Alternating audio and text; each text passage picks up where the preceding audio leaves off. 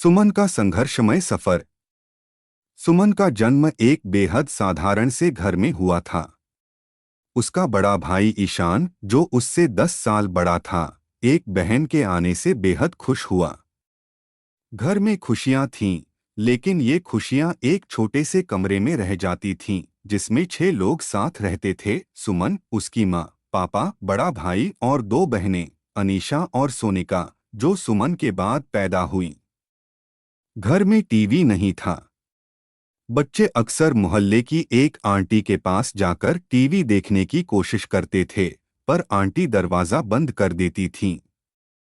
लेकिन ईशान हमेशा कोशिश करता कि अपने भाई बहनों को दुनिया की हर चीज दिखाए। अखबार बांटकर जो पैसे कमाता, उसे वह बहनों की पढ़ाई में लगाता। ईशान पढ़ लिख कर डिग्री लेता है और विदेश चला जाता है। 4 साल बाद जब लौट कर आता है, तो सुमन, अनीशा और सोनिका उसे देखकर खुशी से रो पड़ते हैं। कुछ सालों बाद ईशान की शादी पार्वती से होती है। उनकी एक बेटी होती है, लेकिन इसी दौरान पिता के गुजर जाने से घर पर दुख के बादल छा जाते हैं। वक्त आगे बढ़ता है।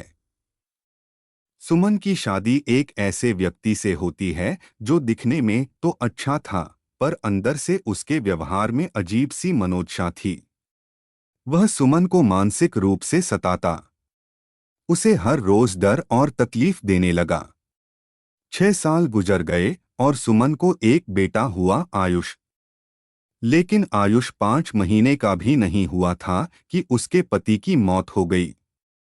पति के परिवार ने उसे और उसके छोटे बच्चे को घर से निकाल दिया।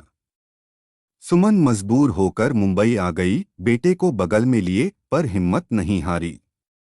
इस बीच अनीशा की भी शादी हो गई और 2 साल बाद बेटा भी हुआ। लेकिन फिर एक दिन औरतों की जिंदगी में सबसे बड़ा तूफान आया, ईशान की अचानक मौत। वह अपनी पत्नी और बेटी के साथ कहीं बाहर गया था, पर लौटकर कभी नहीं आया। सुमन के परिवार पर दुख का जैसे आड़ टूट पड़ा। ईशान की मौत के 8 महीने बाद मां भी चल बसी। अब सुमन अपने बेटे आयुष के साथ अकेली बच गई थी। पर उसने हार नहीं मानी।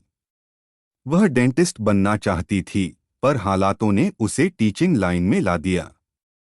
उसने अपने बेटे को अकेले पाला, उसे हर वो खुशी देने की कोशिश की जिससे वह कभी अतीत की तरह टूटा महसूस न करे। लेकिन जीवन से उसे अभी और लड़ाई लड़नी थी। उसने एक छोटा बिजनेस शुरू किया, जिसका नाम रखा Z.M फूड्स।